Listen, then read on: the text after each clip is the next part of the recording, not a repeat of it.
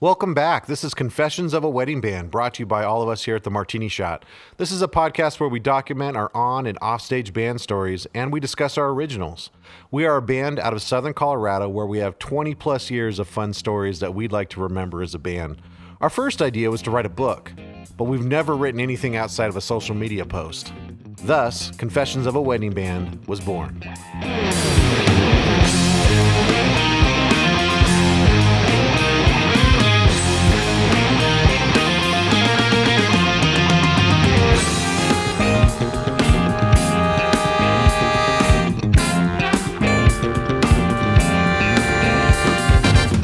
All right, we got everybody here today in the studio. I'm Brian. I play trumpet for the band. I'm Steven. I play sax and guitar. I'm Andy, singer and guitar. I'm Brooke, bass, vocals. I'm Michael, guitar. I'm Rob. I play sax and keyboards, and sometimes Monday night sing. I'm Greg. I play the drums. All right, let's get into it. This episode's called Explodo Chicken Cordon Spew. So, who's going to kick this one off right here? Okay, so Chicken Cordon Spew. We were playing a show up in Breckenridge. We were invited to play some sort of fundraiser. What was this fundraiser for? I can't recall. I think it was for like some outdoor thing that they do, you know, like to get people motivated to go outdoors or something. Like, you know, like kids or Should have something. been for me then. Was this really nice dinner party that we were to play the dance portion afterwards. Many former Broncos were there hosting it, giving keynote addresses. At the time, current Avalanche players were there. So, I mean, really cool event for us, you know, as Coloradans and Colorado sports fans and everything. It was really cool to be there for it. But a lot of things went awry that evening. It was, like I say, it was very ritzy, very nice, and we were to be the after show entertainment. But the small problem was that as we sat down to dinner, and it was a plated dinner, and you could choose chicken or steak or something like that. I was the idiot that chose chicken, and as I sat down and my plate was brought to me, and I was very excited, and I got ready to cut into my chicken with great anticipation. I cut into my chicken, and it splattered up directly onto my pants. Yeah, it was like hot molten butter. Yeah. Yeah. Hot, so Because they were chicken cordon bleus, right? But supposedly there was supposed to be stuff inside of it, right? Yeah, and and it just was like butter inside, like this cavity of hot molten butter. And so I cut into this thing, and it does. I mean, it spews up all over the table and all over my pants, and it wasn't like just a surprise. It actually hurt. It was hot, and I was like, ah! And the best part was, remember how every other table, like, people started cutting into theirs? And it just started. Oh yeah, you just hear ladies screaming. Just like a domino effect. Yeah. It was too much. And yeah, it was like a movie. It wasn't funny at the time for me, especially because I'm about ready to get up in front of all these famous people and play a rock show, and I look like I've peed my pants. And it was, you know, it was going to come out. It was butter. Butter, yeah. So how cool. I didn't know what I was going to do because I didn't have another pair of dress pants. You know, what was I going to do? So, you know, I run to the bathroom and we start trying to clean it up. And we were lucky. A lot of our folks were there. I know Ryan's folks were there. My folks were there. We were lucky that they were there because my dad chased after me into the bathroom, and you know, of course, he's like, "Are you okay? Is it coming off? What's going on?" No, we're not able to get. And I'm standing there in the bathroom in my underwear. We're trying to get this stuff off of my pants. I had to switch pants with my dad. And so my dad took his pants off, and he ended up wearing my stained pants for the show while I wore his pants on the stage. And I was just going to say, you know, how cool is that, right? How cool is your dad, right? That he would do that for you, take one for the team, and exchange your Explodo chicken pants like in the bathroom. That's pretty cool. I do. I just, in my mind's eye, I can see my dad and Ryan's dad like tag teaming. One of them was washing the pants. The other one was trying to dry them with the hand dryer that was there in the bathroom. But I think that's a good example of, we've been very, very blessed to have parents that are extremely supportive of us. And back then, I mean, when we were younger, and this was probably close to 20 years ago, they used to come to everything. I mean, our folks used to come to all kinds of different shows. I don't think it was even a question, I think, for our parents on that gig, like, oh, no, shoot, I'll go up to Breckenridge, stay up in Breckenridge and watch you guys play. Thank goodness they were there, because otherwise that would have been pretty... That's when I walked in. I was like, so what the hell's going on? I walked into the bathroom. I got there late. I was like holding pants up and stuff. I was like, That's right, you did get there late. yeah. I missed the exploding part, but that was funny. Well, so we were up there because of that guy who owned the club, huh? That Oh. Yeah, so Yeah. He was gonna be our manager. yeah, he wanted to be our manager, and he owned a club down here in Pueblo, and we used to play it. And he was the connection for the show. He was actually the connection, so he got us the gig. And yeah, and there was like some like super important not musicians, but football players. Like Yep. there was like, who was it? What's some of those names? Yeah. Slareth. yeah, Mark Schlereth. Mark Schlereth. He's Stink. He's on ESPN all the time. He calls a game a week. So he's the biggest name. But like David Diaz-Infante was there. Steve Sewell, if you remember the late 80s Broncos, he used to catch a bunch of passes from John Elway. Actually lived in Pueblo for a while. But he was the keynote speaker. He's always been known as a really good speaker. But yeah, Mark Schlereth, who, you know, he's a big name in the broadcasting world. His nickname is Stink. He makes green chili too. Have you ever tried his green chili? No. Yeah. Yeah. Mark's stinking good chili. Yep. I believe that. He actually got up on stage with us at did. the end of the night. A bunch of them did. And they were playing tambourine or cowbell or something. Yeah. It was fun. It was a lot of fun. They were very cool. But Yeah. as we got towards the end of the night, the audience was pretty liquored up. We were pretty ready to be done with our show. It was getting towards the end of the night. And this guy that was our connection, we were about ready to end. And he got out there and started yelling at the crowd, "Come on, guys, what songs do you want? Come on, you guys can request any song. My band will play all night. yeah. This ain't no church band. My band's going to play all night." Yeah, I think he was all coked up or something, man. It was like pretty funny. Like, I remember that. Like, Yeah, I'm pretty sure. but anyway, It was, I don't think. yeah, That dude was on something, man. It was a memorable evening for sure. That's for sure. Anybody else ordered the chicken? I don't remember like ordering it because I would have for sure like been hit by it. So, and we always order beef anyway, huh? We're like the beef guys, Greg and I. We always get meat I don't good. think I was at this gig though, because I have no memories of any of this. I think it was probably Andy on drums. I think Oh, that yeah, was it one of his probably last was. shows. Make up your own memories. So get right in. But these are funny stories though. I mean, I'm like, I think this is great. on, This is Greg. great hearing all these To stories. make up a memory. That's right. It probably was Andy then, huh? Yeah, he was I'm playing. pretty sure that was one of his last shows. Yeah. Yeah. And then, and then we had. Damn, Greg's quiet. I'm enjoying the story, so I mean, Cool story, Hansel. And then Greg ran naked through the lobby after that. Yeah, now I remember.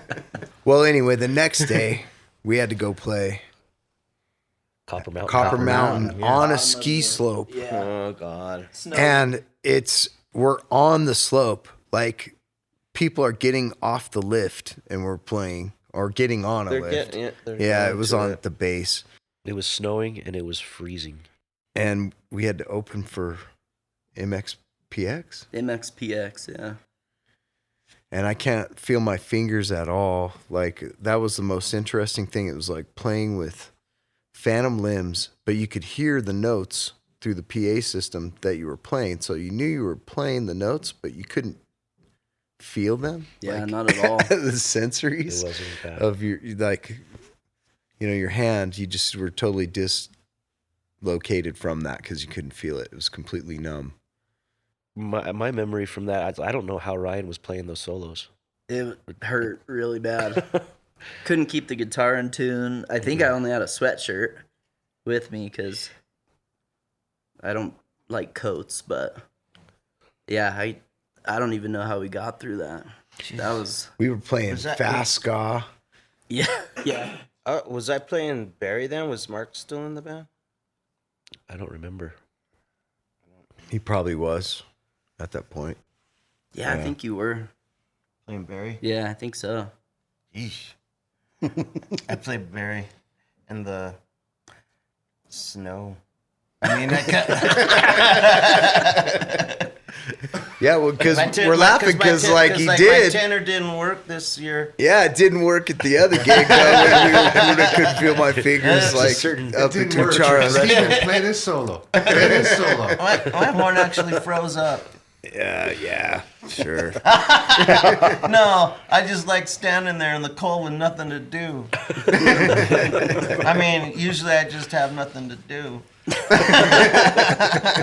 Well, that was I know you guys have played some cold shows, but that was a cold show, man. so. That was the first time I met Kevin, right? Like, and played a gig, and I remember Kevin was our trumpet player, and or came in to play trumpet because Brian's our trumpet player, but Kevin would come in and. Kevin was our original trumpet player, and Kevin and Brian are best friends. And so Brian couldn't make it. He had drill that weekend. Mm-hmm. And so we would always call Kev to come in and sub for Bri because he used to be, in that spot. So he knew a lot of the tunes and everything. So Yeah. Yeah. And I just remember like we had a bunch of gear to carry and like Kevin showed up and he just like didn't touch anything. And I was like, who is this dude, man? Like, Right? who's this guy? Yeah, he we doesn't were, even looking like out, help and he with just, anything, I think he was man. sitting there just watching like, us. Yeah, he just brought his Packs up trumpet. his trumpet. Yeah, he just rolled up like. But yeah, what a character. And he did not have the best first impression for Brooke. Brooke was not happy with this guy. He's like, who the hell is this guy? Why did you guys ask him to come?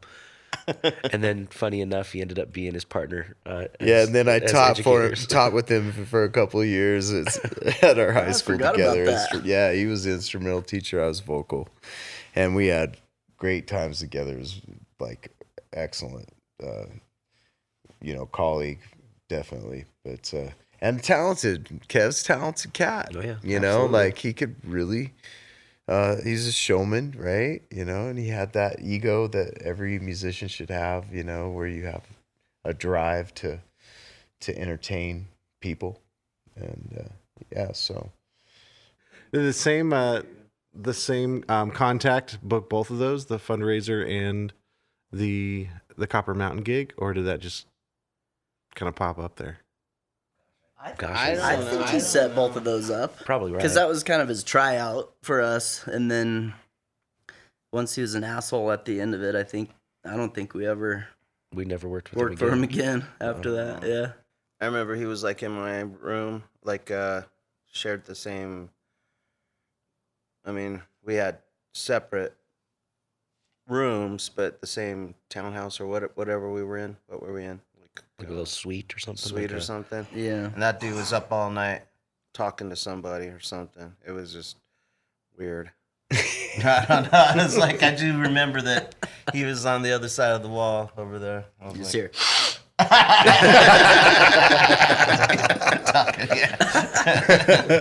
pick up the phone.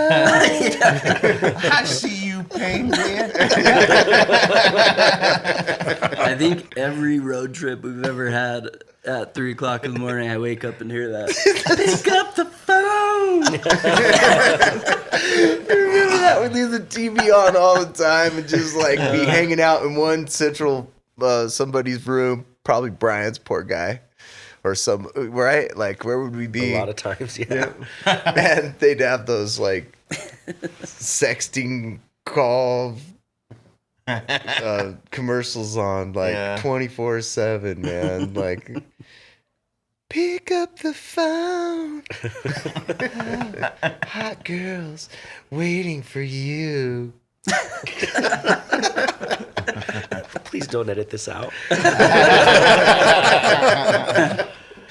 Yeah, you'd wake up like a couple hours later and go, wait a minute, where are we? And then it's like that stuff would still be blaring on the TV. But yeah, that was an interesting trip for sure. Cordon Spew. Ew. So that's Explodo chicken.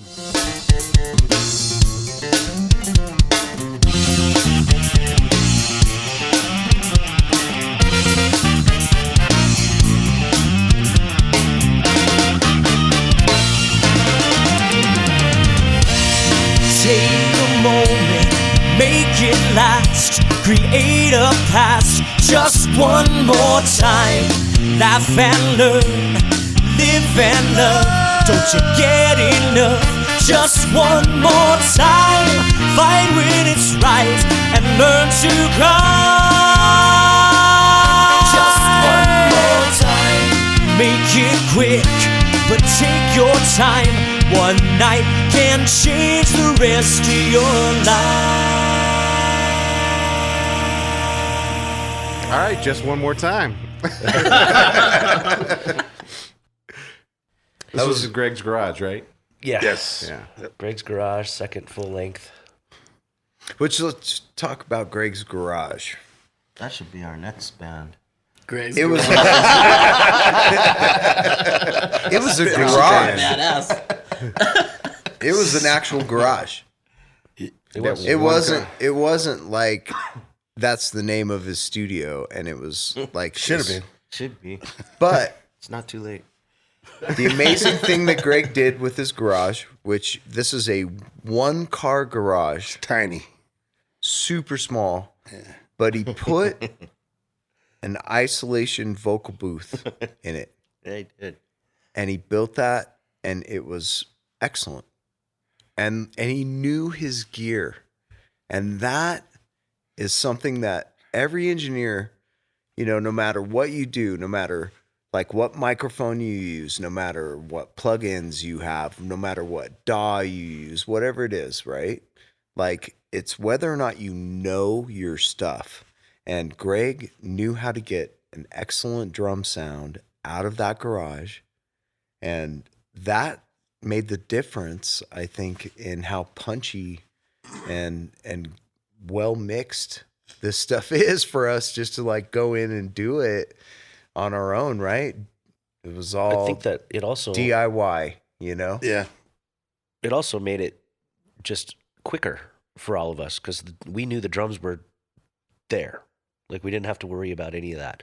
Plus, Greg would just play it like, you know, at a different time before Yeah, we he were would even go there. back He would go even back sometimes and and redo his parts or whatnot. Yep. But the nice part is there was never like, we didn't have to take a bunch of time to get a good drum sound because it was always just there.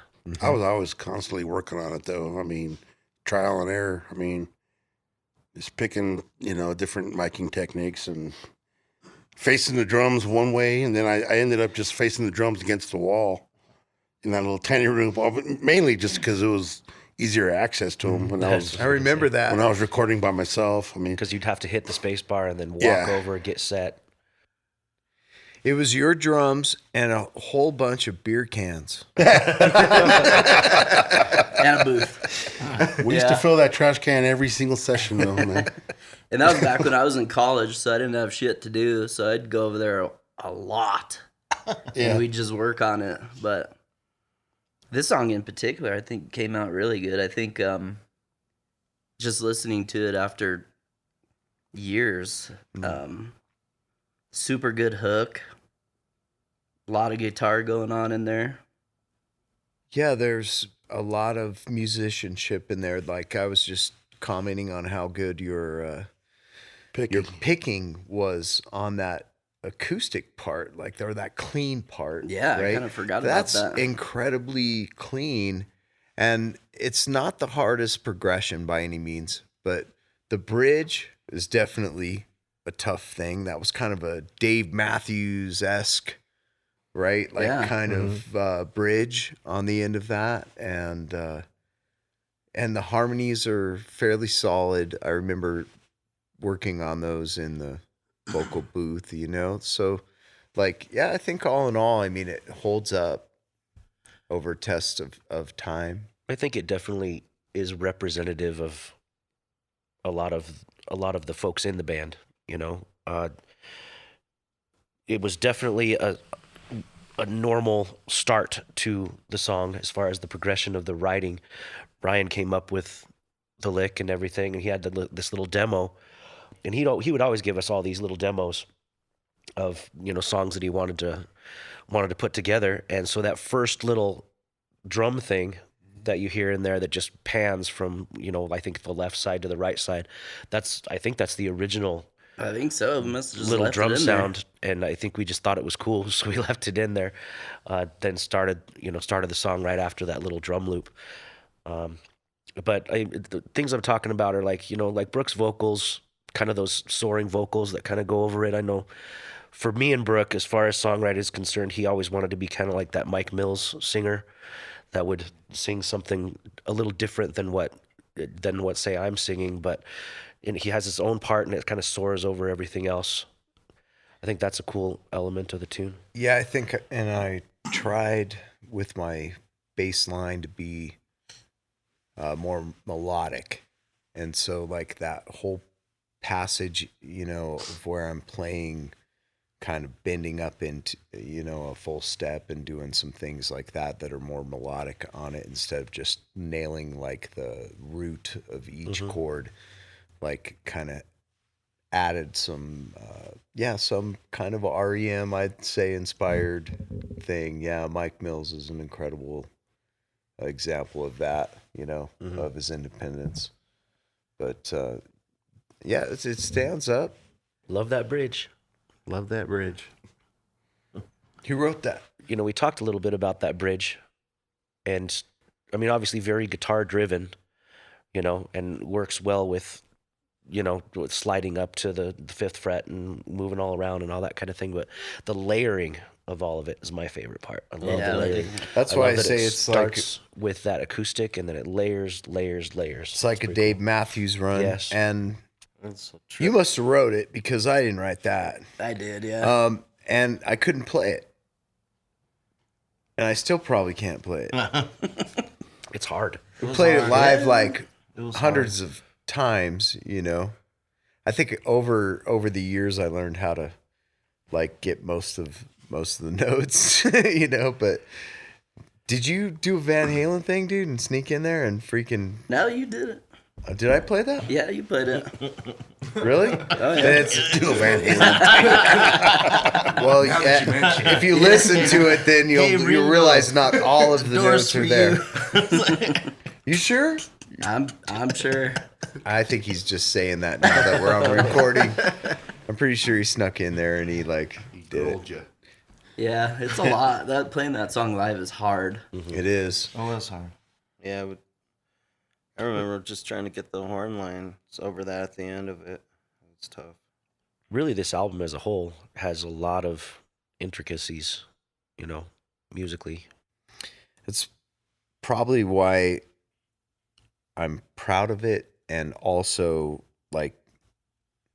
understand why it isn't all that popular, because musically, we come from so many different areas, and influences that when you put it all together into a pot, and what time it was at that moment, right? Most of it to me in this is pretty cool because it's driving rock. It's simple, but yet it had that bridge that kind of had a Dave Matthews, vibe with the horns, with the riffs, and so all in all, it's one of my favorites on the album. Me too. We layered the horns too, didn't we, Robbie? Oh yeah, Well, I'm all about the layering. and the build. That's why it doesn't. you later. Yeah. Well, there's only 2 of us, so usually we have to layer. I mean, especially on this record, I think most everything has 4 horns on it. Mm-hmm. Yeah. And this was Dan didn't play on this record, right? So we didn't have he didn't any at kind. all? At We all? didn't have any bone on it at all, like no trombone. Yeah. So I mean, it was usually 2 trumpets, 2 saxes. Sometimes Rob would bring in a Barry. Everything you guys laid down was like pure and organic. I think that's the coolest thing about it. There's, maybe once or twice where a note like vocally or something where we pitch, might have been adjusted, but like there was no, massive fix it and post moment or anything. Like everything Just was a cut-offs, take. really. And we went for it, and we said, "Did that sound good?" I remember that because we would sit around and drink beer while you guys played horns. Yep. Yeah, especially with the tunes. Yeah. No shit. We're like, yeah. We're like, yeah. That's okay. that's it. That's the Seriously, one. it was- Can't you hear that? It's not. No. Do it again. I was Yeah. like, what? We were had producing. We 4 produced you producers. guys You had 4 producers. who were all drinking all beer. drinking beer, like sitting there Sitting on the going, floor. Yeah. going, no, that ain't the take. Take it again. Do it again. That ain't tight. But don't we all need somebody, like to kind of push us? To We do all the- need 4 drunk friends. to go, hell no, that sucked. Do it again. All in all, like, what's it about, though? Like, what's the So- song about? Lyrically, this song was completely inspired by my grandfather. My grandpa was like probably my biggest fan growing up as I was a young musician. He actually got me my first gig when I was in high school. He took me down to a little restaurant called Cactus Flower 2 with my acoustic guitar and my little acoustic soloist. He bought me a little sign that said "Working for Tips." And he said, "You're going to go in there, you're going to ask them, can I please just play on your patio? You don't have to pay me. I'll play on your patio for lunch, and people can just give tips if they so want." And so he kind of gave me that drive to go kind of try and find ways to play and places to play. I ended up playing that patio for probably 2 to 3 summers in a row, just playing for tips. And he gave me a little tip jar, and it said "College Fund" on it. Oh, that's cool. And so he was just always he was always just a champion for me and my passions and my excitement to be a musician and to be a performing musician in this town and elsewhere. So he was just always an inspiration to me in everything. So all the lyrics are a lot of making the most of everything, making sure that you don't waste opportunities, and it all kind of says it for itself. So actually, it's definitely a different realm for us musically and lyrically, especially lyrically, because we don't have a whole lot of inspirational tunes. We have fun party tunes, we have breakup tunes, we have one night stand tunes, we have those kind of things. But this is more, all the way around. It's supposed to be an inspirational tune, and so it's all a credit to my grandpa. And I think we've known that since we wrote it, and every time that we played it, I always felt like it was an excellent tribute, and you think about the people in your life, that are so influential to you, those things that where they pay something forward to you and they invest in you, and they love you in that kind of manner. Those are the moments that make us who we are, and they're determining moments. Like, they determine the path that we go. And I would say that us all being like fathers, educators, whatever it might be. Like we end up being the people that also pay that forward, you know, because of the gifts that we were given. Yeah. You know, and so cheers to your grandfather, right? Yep, he was the best. I'll always remember, I think one of the things that always comes to mind whenever I hear this tune, and I've been playing more Martini Shot tunes in the car and things because Millie wants to hear them. She loves listening to Daddy's band. And whenever this one comes on, I'm taken directly back to the Thirsty Parrot the night after he passed away. And this was the song we opened with. I remember that. It's pretty That was powerful. cool. Yeah, he was always there, just sitting in his white Martini Shot shirt. Yep. He was I awesome. remember that. Yeah. He made jewelry too, right? Yeah. He made He was his a silversmith. his money It was clips. money clips. Huh? Yep. I still have that. So do I. Same.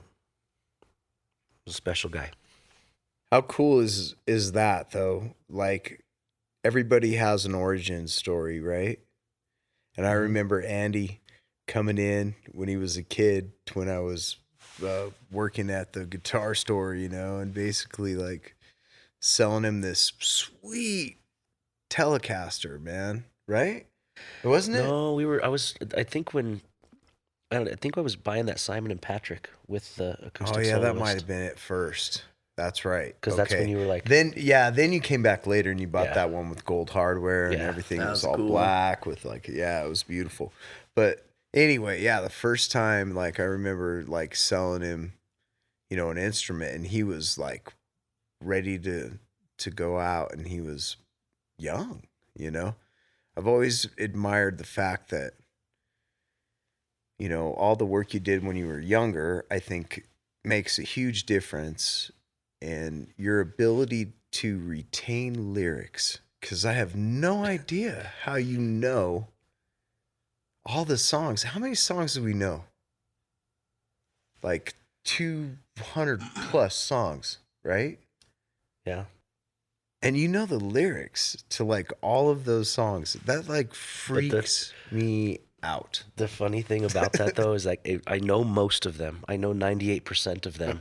And then there's like one little thing that I'll mess up, and Brooke's always really good at making sure he finds that one. He's like, that's not that word. That's the wrong word. And you know what's really funny as we talk, it's funny you bring it up for this song, because I'm going to go ahead and I'm going to be vulnerable and I'm going to let the curtain open. There's a lyric in this song. It's just gibberish, because I couldn't find a good lyric. And it's in the second verse, and I'll let you can go and look at it, but you can even go in our lyrics on the website and it's just blank. I didn't know that. Because I couldn't decide what I wanted to say. And yeah, I just went ahead with like just a vowel, like some sort of sound. And it makes no sense. Well, Seal said many, many, many moons ago, like he didn't put his lyrics in his liner notes because he said everybody Here's a different anyway. here's a different anyway, Yeah. and he said it makes, you know, no difference, and he said They it's just whatever ruin it it is for that you people. connect with is all that matters, and as an artist, so I think that's pretty So funny. Andy just ruined it ahead of. I did. I ruined it for everybody. Now, whoever I know. goes to I'm listen, gonna go look it up. I want to see it. Well, we're gonna re-record it, and we're gonna put like real lyrics an actual in word in there. there. Yeah. It'll be Like on it's all 25th about that you anniversary. can't fake. Good thing it wasn't up to me, because it would have been like Boobs. my boner knocked over the bass. Now, when we talk about that song, that's gonna be good. That's definitely going to be in there. As the, So actually, if that's what I you- wrote the lyrics as. So that's going to be one to tune into later for what's the song? Love Fades Away. Yep. Oh yeah. I remember writing on the lyrics because, I mean, this kind of ties in with that. So, and when I listen to music, I'll listen to kind of like the hook, and then I don't really listen to the words necessarily, but just the vibe of the song. I don't really listen to the lyrics, but I wanted to write down all of the lyrics and then put them on our website because we over the years it's been able for independent artists to be able to add those lyrics and do all the stuff the pros do on their sharing of music with the streaming services around. So I would write the lyrics out, and I would write them out so bad and hand them to Annie. Like, are these the right lyrics? That he just started to be like, I asked him to, hey, can you please write these lyrics out? He's like, no, just write them out and then I'll correct them later so he can get a laugh. And so I would just write these lyrics. Some of them would be nonsense because that's what I would hear on the album. And then I write them out, and he was like, and he would just laugh and pass it around and share with the rest of the band. And then he gave me the corrected version, of course. But yeah, would not let me off the hook with that. So I'm not very devious normally, but that was one that I was like, oh man, Brian, I'm too busy. You go ahead and you write the lyrics down, and I'll correct them. It was just so I could laugh at them. So there's that one line. Apparently there is no lyrics, so I got one right, apparently. Well, nothing was better than when you were explaining all of the walk-up music that was coming from the Rockies on the new season. And told me, and you go, dude, you're going to love it. Like, what was it? Was it like Chaz Nasty or somebody? I don't know. Like Blackman rolls up. Yep. And you go, he's got this song, and it goes, na na na na na na na na na na na na Josie. You know that song, Josie's on a vacation far away. It goes, Josie. Yeah, and I was like, what? And then after, I was really excited. I was like, you mean Josie's on a vacation far away? And he goes, yeah, that one. Josie. The outfield, of course, bro. The outfield. I get it now. Na na na na na na na na Josie. I deciphered that one. That was good job. That does it for another episode of Confessions of a Wedding Band. Thank you so much for listening to our little experiment in documenting stories from our band. Check us out on all the socials. Just look for The Martini Shot. And of course, check out our website, martinishotband.com. This is a podcast produced by all of us here at The Martini Shot and audio engineered by our very own audio sonic superhero, Stephen Falsetto. Keep supporting local music in your community and don't forget about your wait staff. Tip them and tip them well. We'll see you next time.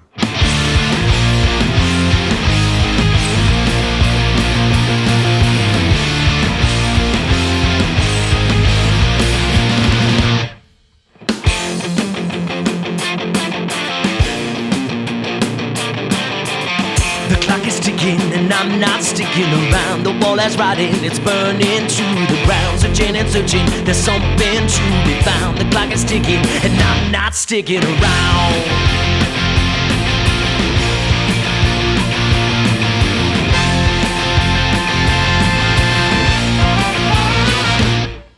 Pick up the phone. Hot girls waiting for you.